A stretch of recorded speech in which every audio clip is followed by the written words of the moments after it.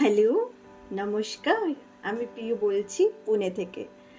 আজকে আমরা যাচ্ছি পান্ডারপুর, যেটা কি সোলাপুর ডিস্ট্রিক্টে অবস্থিত। আর আমার হাজবেন্ডের অফিসিয়াল একটা ট্রিপ আছে, যেখানে কি সে লেকচার দিতে যাচ্ছে। তো আমিও ভাবলাম ঠিক আছে, আমিও যাই তার সাথে। আর সোলাপুরটা পুনে থেকে প্রায় 215 মতো কিলোমিটার। এটা মহারাষ্ট্রের সোলাপুর ডিস্ট্রিক্টের মধ্যে আসে। তো এই যে রাস্তাটা দিয়ে যেটা যাচ্ছি, এটা পুনে ব্যাঙ্গালোর হাইওয়ে। খুব ভালো হাইওয়ে। মহারাষ্ট্রের সমস্ত রাস্তা নো ডাউট ভীষণ সুন্দর। আর আজকের আকাশ ভীষণভাবে মেঘলা, মাঝে মাঝে বৃষ্টি হচ্ছে, মাঝে মাঝে সূর্য বেরোচ্ছে। তো ভীষণ ভালো লাগছে। আর আমরা মোটামুটি বিকেল 4টার সময় বেরিয়েছি দুজনের অফিসের পরে। আর যেহেতু 215 মতো কিলোমিটার নিজেদের গাড়ি, তো পৌঁছতে বেশিক্ষণ লাগবে না। আশা করি 4টার মধ্যে পৌঁছেই যাব। তো ধীরে ধীরে করে আমরা পৌঁছে গেছি আমাদের যেখানে থাকছি, এই ইনস্টিটিউটটাতে। এখন অন্ধকার হয়ে গেছে। ভীষণ সুন্দর ইনস্টিটিউট, চারদিকে গাছপালা ভর্তি। তারপর আমরা এখানকার খাওয়ার যেটা, এটা ভাকরি রুটি, আর এটাকে আমটি বলে, যেটা কি ছোলার ডাল দিয়ে বানানো একটা সবজি। আর এই শ্রীনগর ইনস্টিটিউট, এখানে আমরা এসেছি। আজকে আমরা এখানে থাকবো। আর কালকে আমরা যাব মন্দির, এখানকার সব থেকে প্রসিদ্ধ মন্দির, যার নাম হলো বিঠ্ঠল রুক্মিণী টেম্পল। আমরা সেই মন্দিরে যাব দর্শন করতে। আমার ভীষণ ইচ্ছে ছিল অনেক দিনের। আর আমরা এখন সকাল 6:30 বাজে আমরা পৌঁছে গেছি মন্দিরে। আগে দর্শন করে নেব। আর দর্শনের জন্য, যেহেতু আমার আজকে শরীরটা খুব ভালো না, আজকে শনিবার, তো আমরা ভাবলাম যে দুটোভাবে দর্শন হয়। একটা হয় ভগবানের পা ছোঁয়া যায়, আর আরেকটা ভগবানের মুখ দর্শন করা যায়। তো দুটো দরজা আছে, একটা উত্তরমুখী দরজা, একটা পশ্চিমমুখী দরজা। তো পশ্চিমমুখী দরজা দিয়ে যাওয়াটাই আমরা প্রেফার করলাম।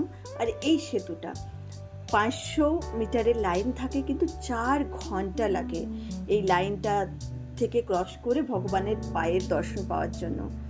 আর আমাদের ভগবান বিঠ্ঠল আর রুক্মিণী দেবী, ভগবান বিঠ্ঠল হচ্ছেন কৃষ্ণের অবতার, আর বিষ্ণুর অবতার রুক্মিণী ওনার স্ত্রী। আমাদের দর্শন হয়ে গেছে। আমরা মন্দিরের ভেতরে তো ক্যামেরা নিয়ে যেতে পারবো না, তো তারপর দর্শন করে নিচে আমরা চলে এসেছি। এটা চন্দ্রভাগা নদী। মন্দিরটা চন্দ্রভাগা নদী থেকে 100 মিটার দূরে অবস্থিত। এখানে ভগবানের যে প্রধান শিষ্য মহারাজ পুণ্ডলিক, ওনার মন্দির আছে। উনি প্রথম ভগবানের সাথে ভগবানের দেখা পান, এবং উনি প্রথম এখানে মন্দির বানান।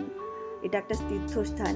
তারপর আমাদের দর্শন হওয়ার পর আমরা এখানে শিরা, এটা মহারাষ্ট্রের সব থেকে ফেমাস মিষ্টি, যেটা সুজি দিয়ে তৈরি হয়। আর সেই সামনেই একটা ছোট্ট একটা হোটেল, সদ্গুরু শাখারাম করে একটা হোটেল আছে মন্দিরের মধ্যেই।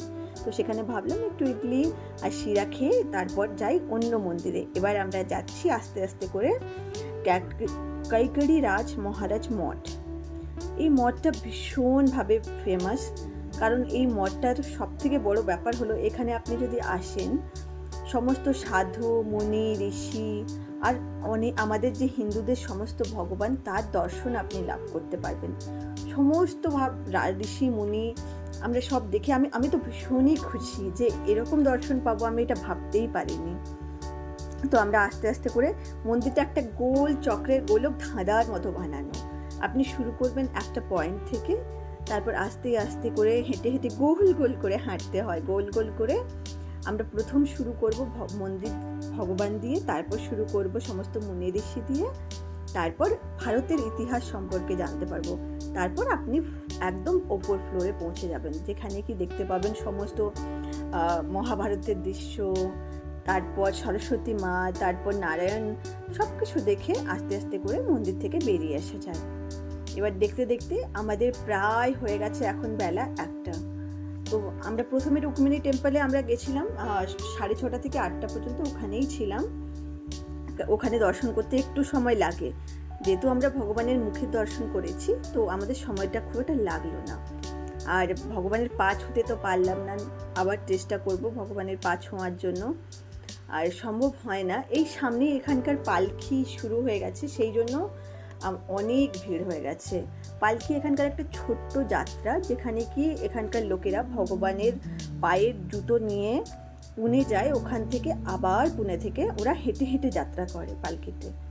তো হয়ে গেছে মোটামুটি। আজ শনিবার, তো আমরা ভাবলাম বাড়ি ফিরে আসাটাই ভালো, কারণ সোমবার দিন আমাদের তো অফিস আছে। আর আশেপাশে আমরা চন্দ্রভাগা নদীটা দেখতে দেখতে আশেপাশের চারদিকে না এত সুন্দর দৃশ্য যে দেখতে দেখতে আমরা অবাক হয়ে যাচ্ছি। কি ভালো শহর একটা, আর খুব ক্লিন ওয়াটার। এই চন্দ্রভাগা নদীর জলটা এখান থেকে ভীষণ পরিষ্কার। সামনে অনেক ধরনের মঠ তীর্থস্থান আছে, সবগুলো কভার করতে মোটামুটি 1 দিন থেকে 1.5 দিন তো লেগেই যায়। তো সামনে আছে ইস্কন টেম্পল আছে নদীর ওভাগে। তারপর করে আমরা আস্তে আস্তে করে বাড়ির দিকেই বেরিয়ে যাওয়াটা প্রেফার করলাম, কারণ আরও একবার সময় করে আমরা আরেকবার আসবো, আরেকবার দেখে যাব, তো ভালো লাগবে। এই বাড়ি আসলাম, আমরা অন্য একটা রুট নিলাম, এটা দুটো রুট দিয়ে যাওয়া যায়, আমরা সোলাপুর রুটটা নিলাম। তো সোলাপুর রুটটা থেকে মাঝখানে ভিগবন পড়ে, ভিগবন থেকে পুনে মাত্র 2 ঘন্টা জার্নি। আমরা কিভাবে পুরো সার্কেলটা কমপ্লিট করেছি তার একটা ছোট্ট ম্যাপ শেয়ার করে দিচ্ছি আপনাদের সাথে। আশা করি আপনাদের আমার ভিডিওটা ভালো লেগেছে। যদি ভালো লেগে থাকে তাহলে লাইক, শেয়ার আর কমেন্ট করে দেবেন, আর জানাতে একদম ভুলবেন না যে কেমন লেগেছে। ধন্যবাদ।